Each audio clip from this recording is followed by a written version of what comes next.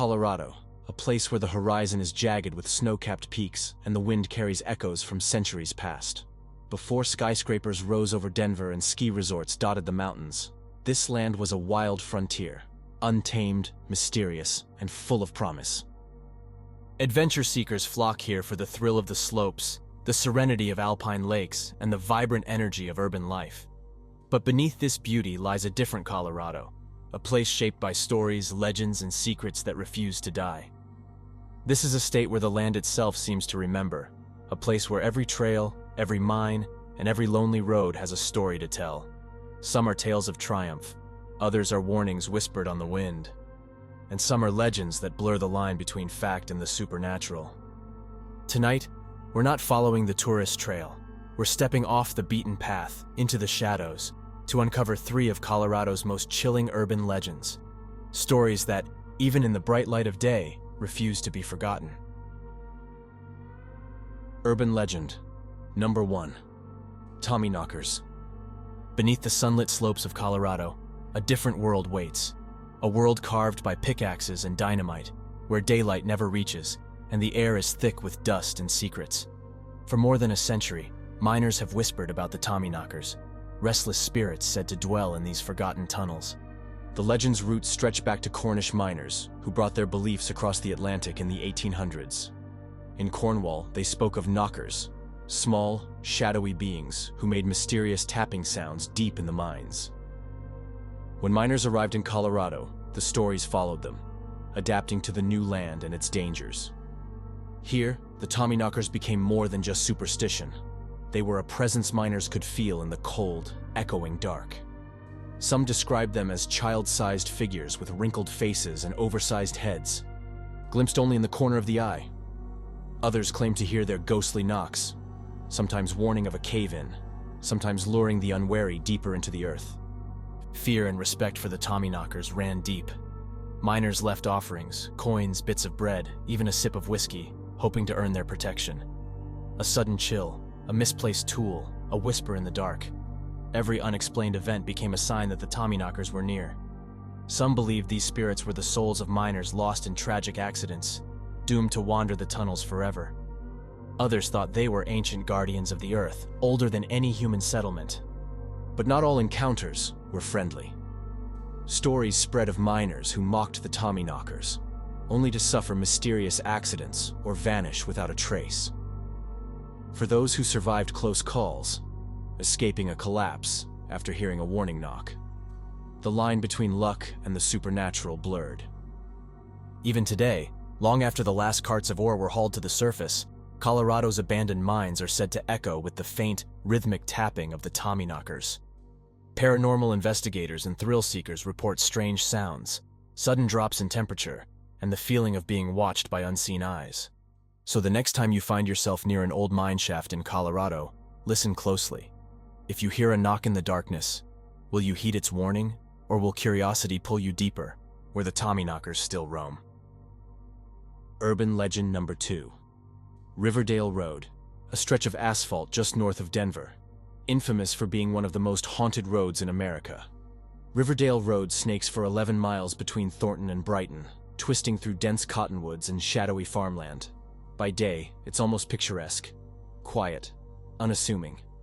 But as night falls, the atmosphere shifts. Locals whisper that something ancient and restless lingers along these curves, waiting for unsuspecting travelers. The legends here are as tangled as the branches overhead. Some speak of a phantom jogger, a shadowy figure who appears out of nowhere, pounding the pavement in eternal pursuit of justice. They say he was the victim of a hit and run, doomed to chase after the driver who left him behind. Drivers report feeling sudden chills, hearing frantic footsteps, or even seeing handprints appear on their car windows, as if someone desperately wanted in. But the jogger is just the beginning. At the heart of Riverdale Road's darkness lies the story of the Gates of Hell. Tucked behind rusted iron gates, now chained and overgrown, once stood a sprawling mansion.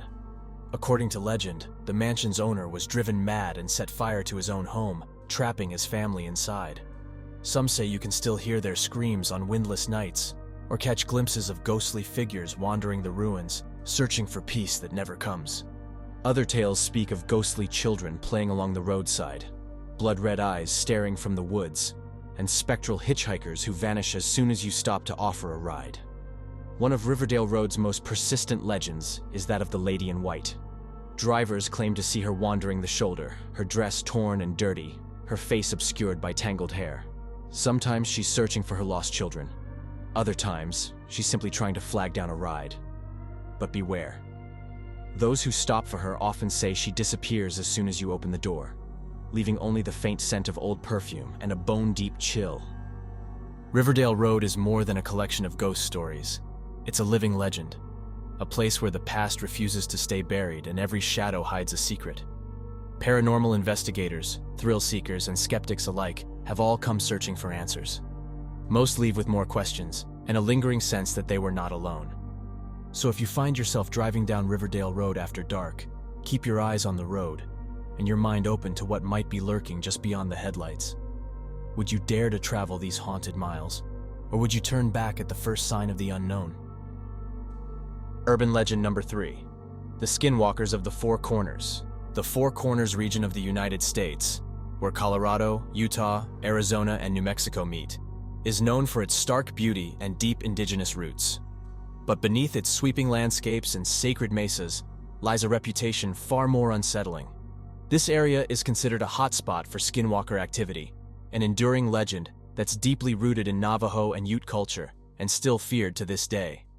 Skinwalkers, or Yi-Nald-Lushi in the Navajo language, are not simply creatures of myth. They are believed to be humans, witches, who have chosen to turn away from traditional healing practices and instead use their spiritual knowledge for evil. According to Navajo belief, a person becomes a skinwalker by committing an act so horrific it severs their connection to the natural world, the ritual murder of a close blood relative. After this transformation, the person gains the power to shapeshift into animals, most commonly coyotes, wolves, owls, foxes, or crows. But this is not just about taking on an animal form. Skinwalkers are said to wear the skins of these creatures, move with unnatural speed and stealth, and in some cases, possess the ability to mimic human voices. Some stories even suggest they can steal a person's appearance or influence their thoughts. Unlike most supernatural entities, skinwalkers are not spirits or ghosts. They are still alive, corrupted human beings, often hiding in plain sight, capable of causing very real harm. The reason the Four Corners is so strongly associated with skinwalker activity lies in its geography and cultural intersections.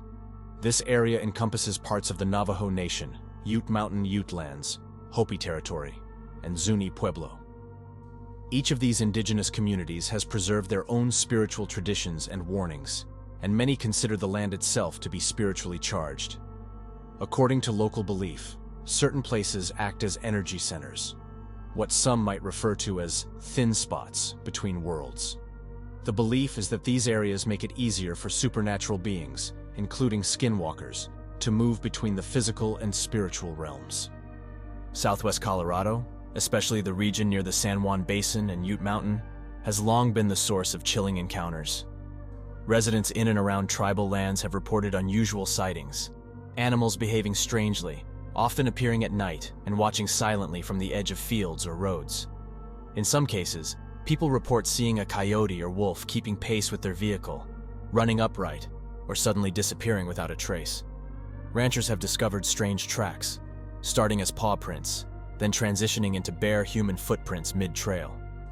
Some locals have described hearing their name called from outside late at night, always in the voice of someone they know. When they open the door, no one is there. These aren't isolated incidents. They are passed around in community circles, shared from parent to child as both warning and survival tool. Among the Navajo, it is widely believed that talking openly about skinwalkers can attract them. Elders discourage naming them out loud, especially at night. Whistling after dark, leaving personal belongings like hair or nails outside, or wandering alone in the desert are all considered dangerous actions that can invite unwanted attention. On Ute land, the fear is just as real. The Ute people also have stories of shape-shifting witches and caution visitors to be respectful of the land. Some Ute elders have claimed that their ancestors banished skinwalkers into nearby canyons or isolated plateaus, and that those places should be avoided, even now. Although many people outside the indigenous communities treat these stories as folklore, those who have grown up in these regions often describe them as reality. For them, skinwalkers are not just cautionary tales. They are a threat that must be avoided, protected against, and never provoked. Over the past few decades, the legend of the skinwalker has reached beyond the Southwest. Shows, documentaries, and online forums have turned it into a pop culture phenomenon. But within the Four Corners, especially on Navajo and Ute land, the fear remains personal, rooted in history, and reinforced by generations of lived experience. For those who live there, the warnings are clear. Don't talk about them. Don't look for them. And if you find yourself alone at night in the desert and something calls your name, don't answer. Let me know in the comments. Have you ever heard a skinwalker story, or do you have your own strange encounter to share? What would you do if you saw something impossible staring back at you in the moonlight? As we leave the shadows of Colorado's haunted mines, cursed roads, and the mysterious Four Corners behind, one thing is clear. These legends are more than stories. They're warnings, invitations, and reminders that the unknown is always closer than we think. Whether you're a skeptic or a believer, these tales challenge us to question what's real and what might be waiting for us in the dark. If you enjoyed this journey into Colorado's strangest legends, let me know your thoughts in the comments below. Have you experienced anything unexplainable in these places? Or do you have your own local legend to share? Don't forget to like, subscribe, and hit the notification bell so you never miss a new episode. Until next time, stay curious and stay creepy. Bye for now.